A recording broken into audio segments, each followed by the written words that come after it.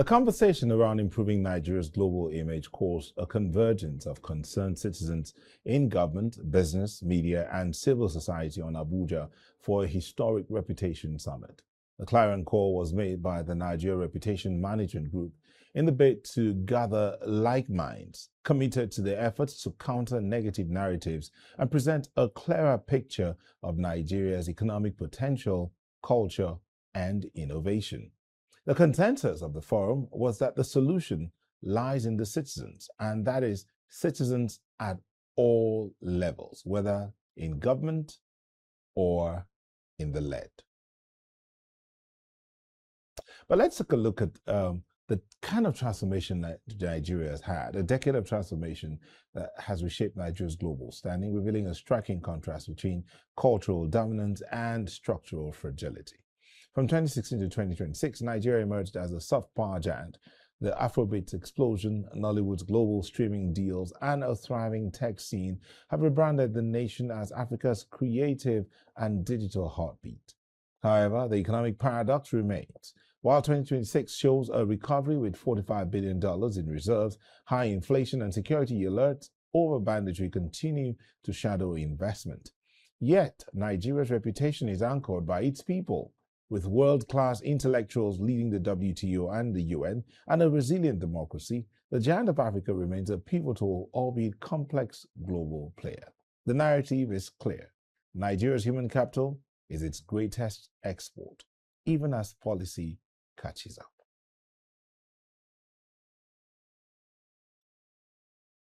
And I'm being joined by two gentlemen, one in the studio, a lawyer, and Charles Onwuche, who's a lawyer who's born and bred in the US, but seeking to come back home. Thank you for joining us, Charles. Pleasure to be here.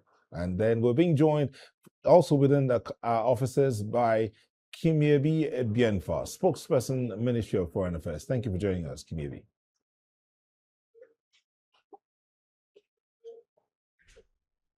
I'm sure you heard me there, but we'll come back to you in a bit, Kimiebi. Let me start with you, Charles. Sure. I mean, you were at that Nigeria Reputation Summit. Absolutely. And tell me what struck you the most.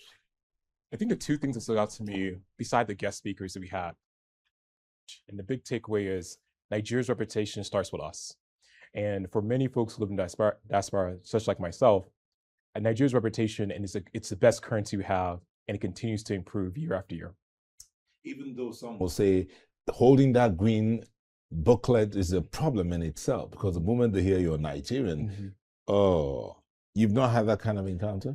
You know, I think I don't have that encounter no more. I think the great thing about it is, just like every country has their strengths, every country has their weaknesses and areas they're trying to improve. And I think it was very clear from Nigerian Summit yesterday that Nigeria's currency continues to grow. And then people, not only here domestically, but abroad, are really excited about that.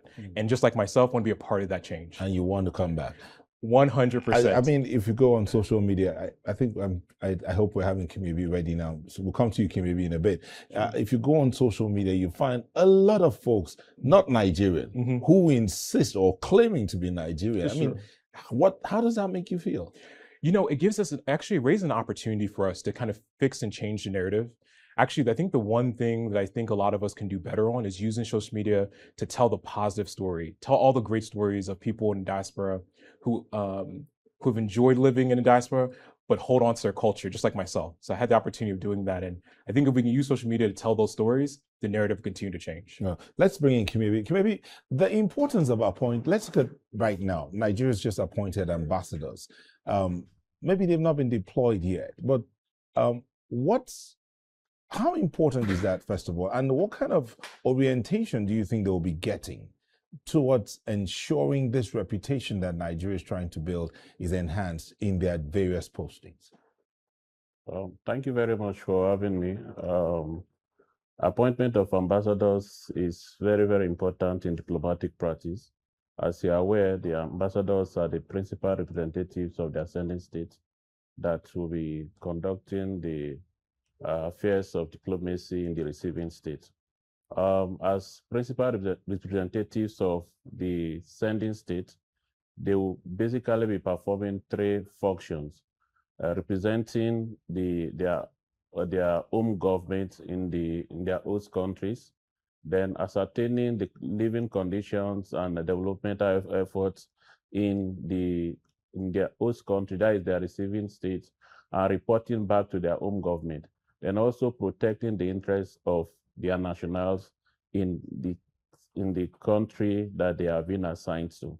So these functions are very crucial in diplomatic practice. So Nigeria have missed the absence of ambassadors for, I think, close to 2 years now, because since the recall of the early ambassadors in 2023, I think we've not been lucky to have ambassadors in our 109 missions. Currently, I think we have only one, and that is the principal representative of Nigeria to the ECOWAS Commission, which is stationed here in Abuja.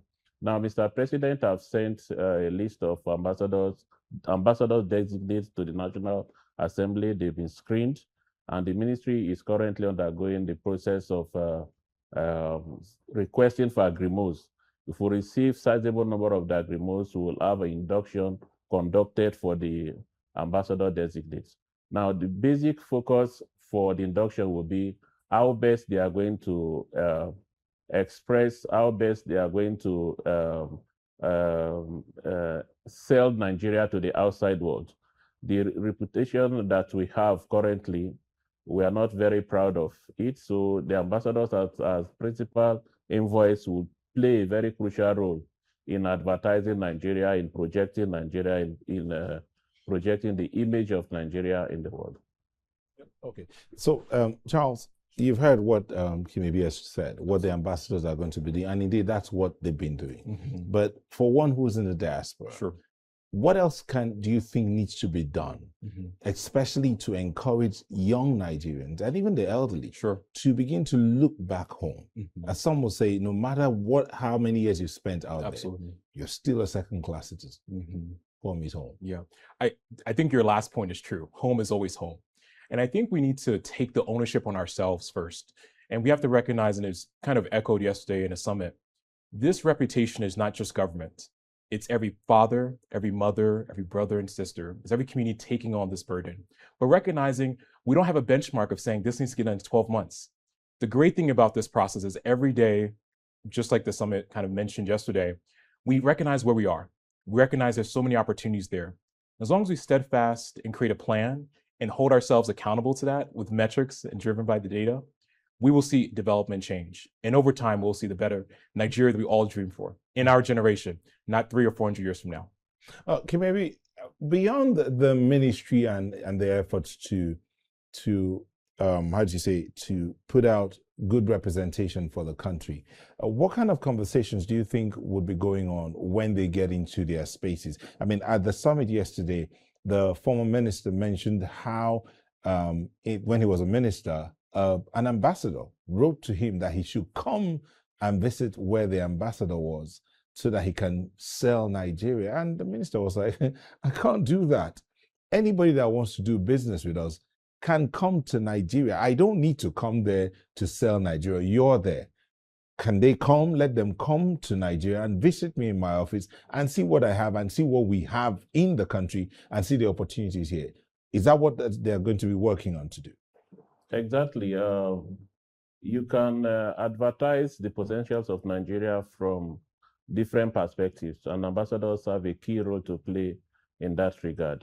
Now, most times we try our best as diplomats to organize what we call business-to-business matchmaking, whereby you identify opportunity. Already as a Nigerian, you know what are the investment opportunities in the country, what are the prevailing laws that govern doing business in the country. You have all those information. So you identify countries that will be of interest to similar companies that will be of interest to similar business interests in Nigeria. For example, in the manufacturing sector, you can see up on the potential that we have. Maybe if it's agro-based, what raw material that we have that we can link with already established countries in Europe that will be looking for source materials for their business interests. So you create a platform whereby different persons come together, assess each other's potentials and also agree on how best they can pull resources together to make progress. So in terms of economic development, that is what the ambassadors will be doing. Also in the area of tourism too, we know what we have, we know what we can offer. And with our teaming population, like now that we are doing a lot in the provision of services, what can we do to link our teaming youth that have the capacity to companies that will tap on their resources? Even if they are not leaving the country, they can work from home and make a living and contribute to the betterment of our economy. Those are the lines that the ambassadors will be focused on. All right. Thank you so much. Kimiebi Ebienfa is a spokesperson, Ministry of Foreign Affairs, and Charles Chukwebuka Onwuche is a legal practitioner who lives, as he says, right now he spends 6 months in Nigeria, 6 months over there, but he wants to increase the time spent in country and eventually maybe come back finally. Absolutely. It was nice again to you. Pleasure to be here. Thank you, Charles. Absolutely. Thank you. Wish you well.